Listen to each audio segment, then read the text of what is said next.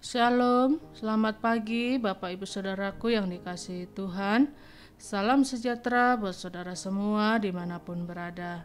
Saya kembali mengajak Bapak Ibu Saudara untuk bersaat teduh dan berdoa dalam renungan penuntun kehidupan setiap hari. Kiranya damai sejahtera dan sukacita oleh Roh Kudus senantiasa melimpah dalam hati dan kehidupan kita semua.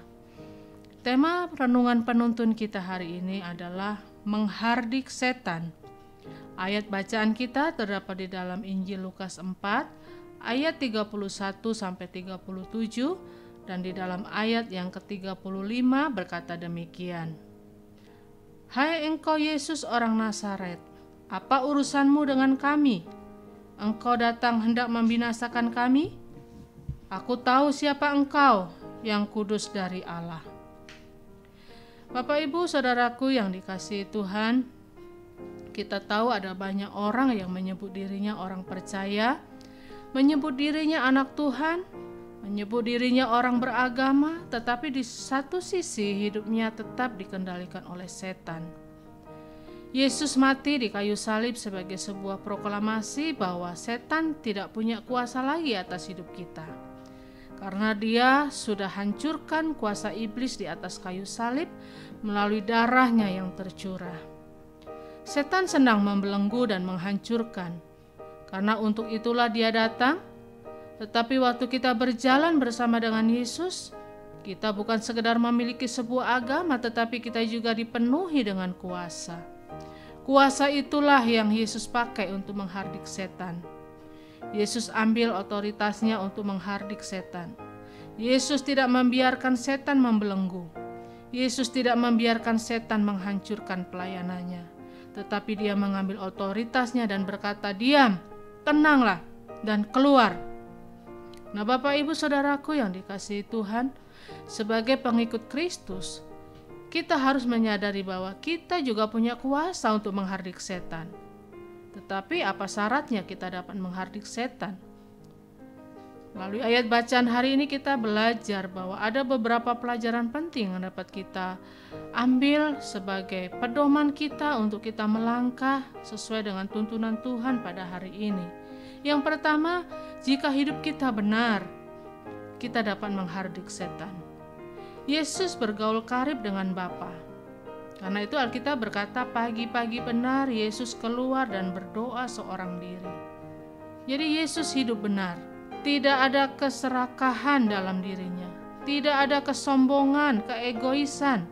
Tidak ada rasa mau menang sendiri dalam diri Yesus. Yang ada dalam hidupnya adalah kebenaran, kasih. Yang ada dalam hidupnya selalu memberkati dan menolong orang banyak. Jadi setiap orang percaya yang hidupnya benar, hatinya bersih, tidak menyimpan dendam, tidak menyimpan keserakahan, dan hidupnya berkenan kepada Tuhan. Orang-orang seperti inilah yang dapat mengusir setan dan merebut kemenangan dalam hidupnya. Yang kedua, kita belajar bahwa jika kita mengenal firman Tuhan dengan benar, kita dapat mengusir setan. Seringkali kita menyebut diri kita Kristen, tetapi kita tidak mengenal firman Tuhan dengan benar. Kita tidak pernah mengenal firman Tuhan dengan benar karena kita tidak pernah membacanya.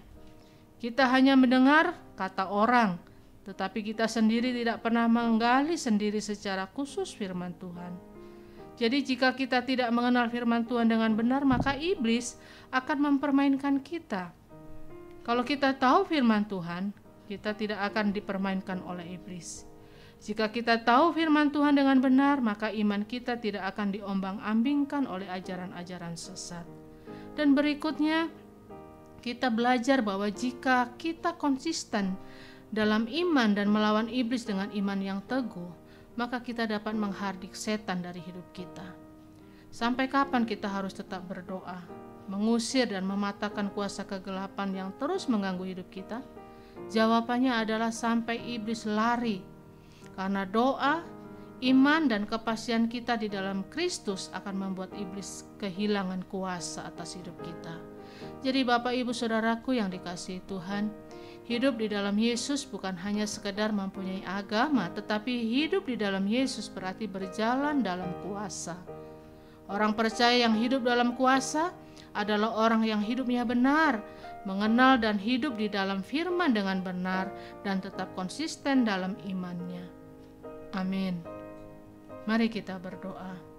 Bapa di surga, kami bersyukur buat pagi hari ini atas apa yang kami sudah baca, kami dengar, dan kami renungkan pada pagi hari ini. Bahwa sesungguhnya kami sudah dianugerahkan kuasa untuk kami dapat mengusir setan, untuk kami dapat menghardik setan yang selama ini membelenggu hidup kami, yang selama ini memperdayakan kami. Dan kami percaya Tuhan, dengan kuasa yang Engkau berikan, kami mampu, kami sanggup untuk mengatasi setiap persoalan dalam hidup kami. Karena itu mampukan kami untuk kami boleh hidup benar di hadapan Tuhan, supaya kuasa itu berlaku dalam hidup kami. Ajar kami juga untuk boleh mengenal firman-Mu dengan benar, sehingga dengan firman-Mu itu kami boleh pakai sebagai senjata untuk mengalahkan setiap serangan si jahat. Terima kasih Bapa buat firman-Mu pada pagi hari ini. Biarlah ini menjadi penuntun buat kami, untuk kami terus melangkah bersama dengan Tuhan. Di dalam nama Tuhan Yesus kami berdoa. Haleluya. Amin.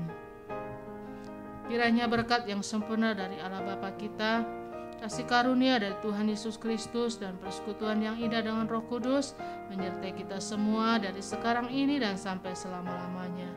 Maju terus dalam tuntunan Tuhan, tetap semangat, sampai jumpa esok hari dalam penuntun kehidupan setiap hari, dan Tuhan Yesus memberkati.